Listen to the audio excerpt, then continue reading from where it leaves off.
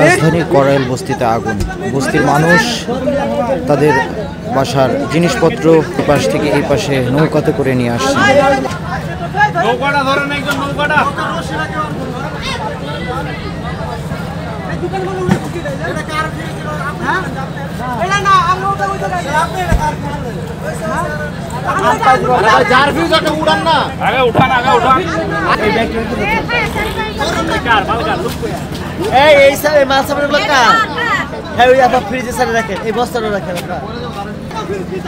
রাজধানীর করাইল বস্তিতে আগুন। বস্তির মানুষ তাদের বাসার জিনিসপত্র মালামাল সেগুলো পাশ থেকে এই পাশে নৌকাতে করে নিয়ে আসছে। অপর পাশে আগুনের যে লীলা সেটা অনেকটা সেটি বোঝা যাচ্ছে।